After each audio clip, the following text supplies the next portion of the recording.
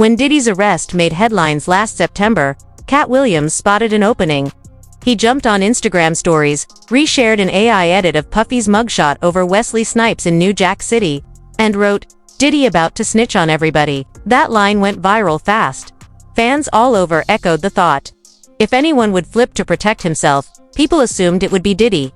Yet Katt didn't stop with a quick gag. Think back to his older podcasts where he casually dropped names like Tyler Perry, Ricky Smiley, Steve Harvey, and Ludacris. Back then, it came off like small personal digs. But those very names along with Jay-Z, Aaron Hall, Harv Peer, and others show up inside real court filings against Diddy. Katt wasn't simply clowning, he was hinting at something deeper. And now it's time to link stand-up comedy with a federal scandal. Love Shay Shay, yeah. I was trying to do something there that hadn't been done. I thought that I had figured out the algorithm mathematically, and I thought that I could show that. And when I wrote it out to kill the careers of the people I was talking about, right? But it was so vicious that I erased all of the knockout blows and just left the jabs so that the comic I'm talking about knows that I know your real story. I'm gonna tell this, but you know what else I know. So, yeah, I was... Do you want to tell any of those stories now? Well, I'm saying, I've had to turn down $50 million 4 times just to protect my integrity and that virgin hole I was telling you about. Right. Because P. Diddy be wanting the body. All of these big dick deviants is all catching hell in 2024. It's up for all of them. It don't matter if you Diddy or whoever you is. TG Jakes, any of them. All lies will be exposed. That's all. And anyone who takes that the wrong way, know why they take it the wrong way. So Katt Williams said it. The lawsuit started coming out right after he said it, and he said all would be exposed. He heavily implied, and this is again an allegation, that Lucien Grange was having some sort of a homosexual relationship with Diddy. So he is the person that controls Diddy, that Lucien Grange was aware of these parties, that Universal Music Group was aware of these parties. Essentially, that Diddy is the thug and the gangster working on behalf of Lucien, not know that he was recording them. I mean, when I read through that lawsuit, Rodney made it very clear that he had hidden cameras. And if you are a person like LeBron who says ain't no party like a Diddy party, you got Ashton Kutcher talking about what happens at Diddy parties stays at Diddy parties. And finally you learn via the press that actually Diddy has been collecting evidence on all of you, and you don't know where those tapes are. That will buy your silence for quite some time, because you're hoping that if you keep your head low, you're not going to be revealed as one of these people that was engaged in some of these acts, whether they were heterosexual or homosexual. It doesn't matter. Maybe you're just cheating on your wife and you don't want that to get out into the public. Maybe you were, as Katt Williams described it, in one of the rooms. He said you could just walk around the house. He said this on stage years ago, that you could walk around the house and you would see people engaged in various sex acts. And again, Katt Williams was someone who was dismissed as crazy and dismissed as a drug addict. And it turned out that, or it seems that if these allegations are proven to be true, and I believe they are, then he was telling the truth. Do you think that like stars and get offered that kind of thing, like to compromise themselves sexually for entertainment? I was as shocked as anybody about how powerful Harvey Weinstein was at the time that I was meeting with him, and how he could not be told no. You follow what I'm saying? They'll figure out some way. Right. So I thought that didn't apply to me, because I don't care about nothing but bitches and good business, right? In these scary situations, I don't even leave it up to me. Like, I'm gonna do what the superhero would do in this part of the movie, regardless. That's a good way to think about things in general. Yeah. What would the Katt began with Tyler Perry. At first glance, it feels like a comic taking shots when Katt jokes that Perry can't play a man to save his life. Yet beneath the laughs sits a truth most people don't know. Back when Perry was writing his first indie scripts, it was Diddy's circle that stepped up. They financed those early films, arranged premieres in Los Angeles and New York, and passed out VIP tickets to stars eager for a sneak peek. Those boosts never made the gossip pages, but they're buried in the details. Diary of a Mad Black Woman. Madea's family reunion. Perry may never admit it, but his first big break came straight out of the Bad Boy playbook. I heard that you bought a military base in Alabama. Is that true? A military base? As starving comedians would do. Now, I don't know if you're being truthful or not. Did you really buy one? Yeah, Fort McClellan. Yeah, What? because the reason why like my life works in golf and off the golf course is because I follow instruction well, right? Mm-hmm. So if I see somebody do a good job, I just want to do a good job. Yeah. I'm going to follow the example. Yeah. Right? So Tyler Perry got a military base. That's correct. Made it into a movie studio and started making movies. Katt Williams. Bought a military base. Are you making movies? I'm not wearing dresses. Yeah. Missing the point. At what point in Tyler Perry's career was he Samuel L. Jackson or Denzel Washington? Which are the only two black men I can think of that never had a dress on. Yeah, but I don't think it's about at one point, it is about that. It is about that because he's the only black man that we already established has $1 billion for making movies. He's the only black man with his own studio, but he's also putting out material where he got a goddamn dress on every year. Because every time you turn around, at every iteration of his success, be it the plays that took over and got him popular, be it the shit that he did on TBS, be it the first movies that he did, be it the movies that he does now. So what is his excuse for doing Madea content now? Because there's an audience for it. There's an audience for it. There is an audience. There's an audience for it. Tyler Perry told his male actors they're not allowed to consort with me because I saw you at a Diddy party, Tyler. And you were having a glorious time.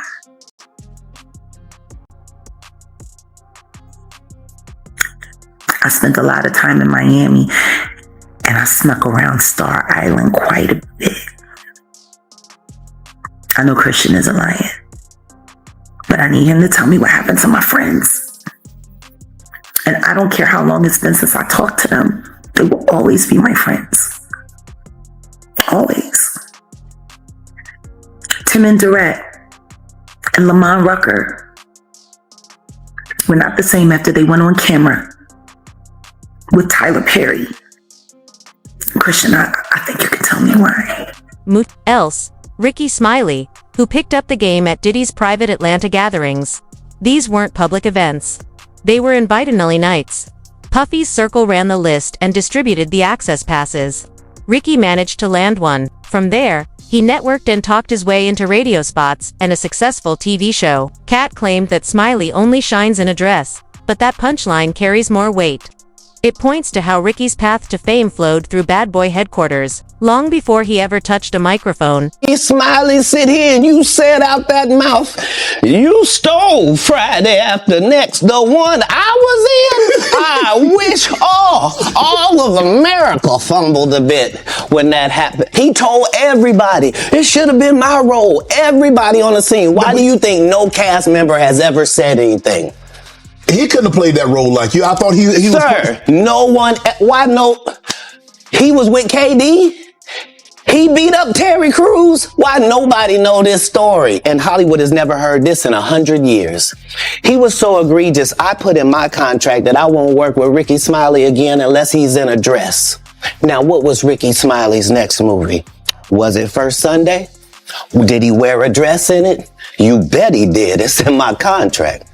That's why I can't let Ricky Smiley say he was supposed to play Money Mike, because I wrote the words for Money Mike. I put in my contract that I won't work with Ricky Smiley again unless he's in a dress. Now, what was Ricky Smiley's next movie?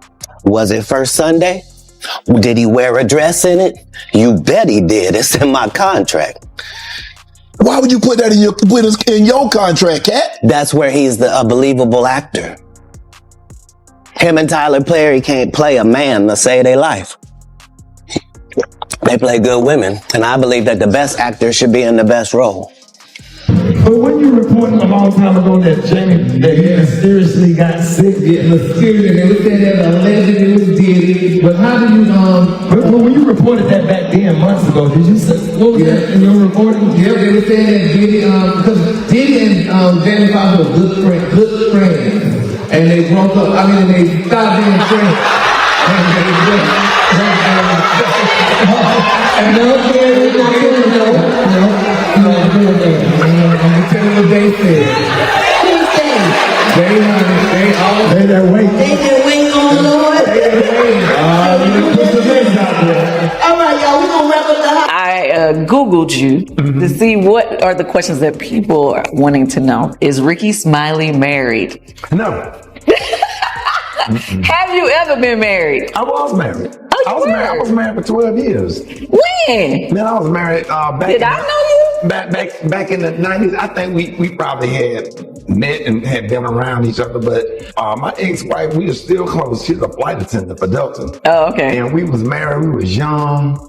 And I was married for 12 years. Wow. I had a beautiful, she's beautiful. And y'all broke up after 12 years because... I started doing Comic View and street start hitting. Oh, no. Div Harvey and Cedric the Entertainer aren't off the hook either. Katt charges Harvey with stealing one of his old TV concepts and says Cedric swiped a top joke of his 20 years ago. Those jabs make catchy headlines. Yet the deeper point is that both men have stood with Puffy at charity galas backed by Bad Boy. They've hosted programs built to pull in millions for schools and youth projects. Every time they thanked Diddy from the stage, they tightened their ties with him. Those grins at lavish charity galas reveal a network of influence most audiences never notice. Comedy Jam 25. It's good to see so many funny people together in one room, all wondering the same thing. Is Katt Williams gonna show up? Shit, I'm nervous as hell right now. Yes. Yes. Oh, he's right there. There he is.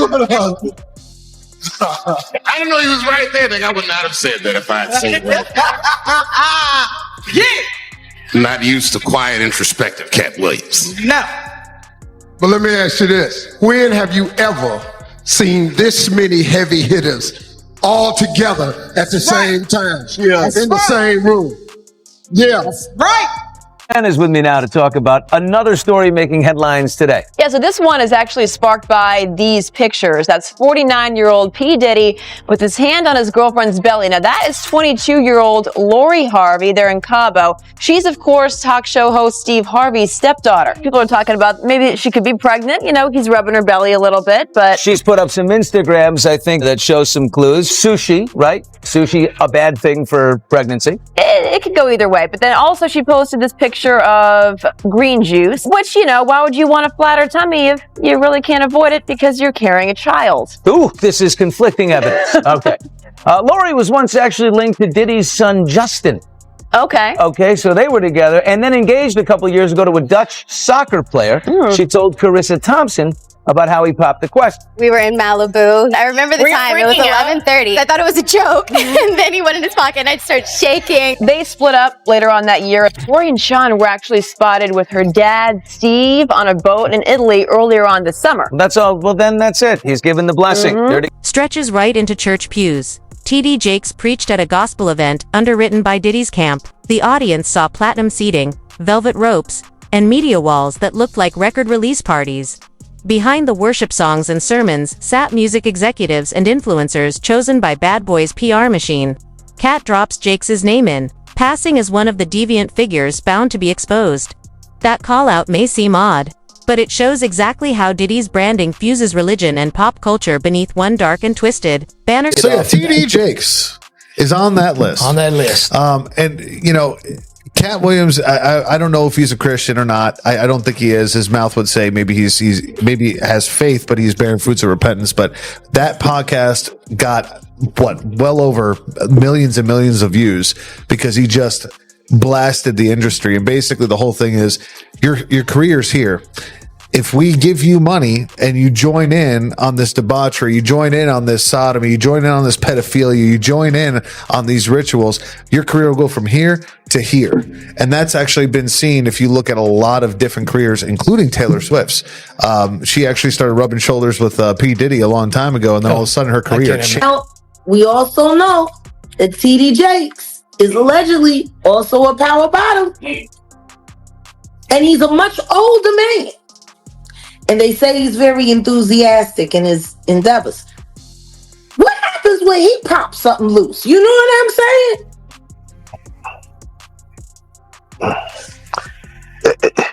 saying?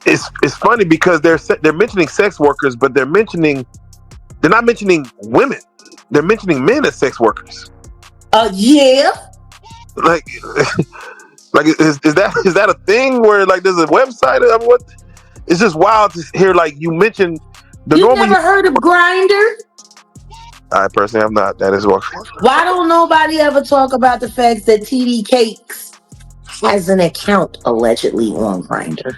Kevin Hart gets his turn. 2. As the so-called industry plant, Katt claims Hart's films from Ride Along to Night School only advanced after filtering through Diddy's network. Scan the credits and Puffy's venture arm shows up, sometimes on the soundtrack, sometimes as executive producers.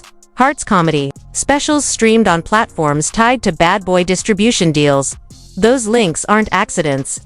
They make it clear Hart's climb to the top moved in step with Combs' empire, and in return for what? Only Katt claims to know. He turned down $50 million 4 times. No, he didn't. To protect his integrity and his virgin hole. No, he didn't. He did that. He did that to say that Kevin Hart took $50 million to unversion his hole. Can you explain a little bit? No, I just told you what happened with that. So you don't believe Katt when he says that he turned down $50 million 4 times? I believe that was a punch at what he did, what Kevin Hart did for that movie Get Hard. He showed y'all what he did. He sucked Will Ferrell's to get hard. Now he's high. Now he's acting all hard. Every picture he just short. He wasn't ready. All that.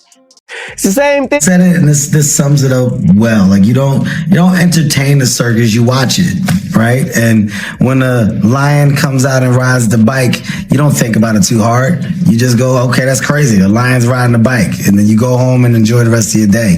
I don't feed into the stuff at all. At the end of the day, it's all entertainment to a certain degree. So you just hope that people can be smart enough and have a tremendous amount of logic to just go and possibly do research or fact check. And if they do, then great. If they don't, then kudos to that as well. I just don't have the time for it. There's too much going on. In my opinion, one of the ones that affects me the most is Justin Bieber. Do you have the Kevin Hart one? Which is iPad, because he gets caught saying that he would wake up next to him and then he changes it and says we would fight off over the Frosted Flakes. Even Kevin Hart is uncomfortable because you're admitting that you were sleeping next to a freaking child. And it's like, I'm tired of hearing all these stories and people just laugh about it. We giggle it. This is it right here. That's my brother right here from day one. We used to wake up and, pause. I mean, back in the days when he was like 10 and I was 10 years a little bit older, his older brother, we used to fight over the Frosted Flakes. You know what I'm saying? Before pause was invented. You know what I'm saying? But it's my brother for real. We used to actually wrestle off of the Frosted Wake Flakes. up Taylor Usher. He used to always get up early. Now he's one of the richest stars in the world. What the fuck did Puff just say? Nobody's gonna acknowledge this with me. So Puff just said we used to wrestle over the Frosted Flakes, and we're streaming live. Luda. No, so we were both invited to an Illuminati thing. One of us had to cut off all their hair and couldn't do the sideburn thing no more with the points. And the next person they said was going to get $200 million because they were going to pay him $10 million a movie to do 20 movies. And that's how the conversation happened. One of those persons turned out to be Ludacris, and the other person turned out to be Katt Williams. I didn't get it. I'm not mad about it. How much money they give? 200? Sir, Fast and Furious is on what number right 10. Now? 10. Then there's Ludacris. Katt draws a heavy Illuminati link when talking about him. In Katt's view, only a force that powerful could deliver a $200 million deal. That tale feels part legend, part routine, yet the real collaborations tell the truth. Guest spots on each other's albums, shared festival stages, and Biggie tribute shows where they performed together. Those steps reveal a loyalty forged across decades. Katt dresses it up as conspiracy chatter, but you don't need hidden signs to recognize their bond.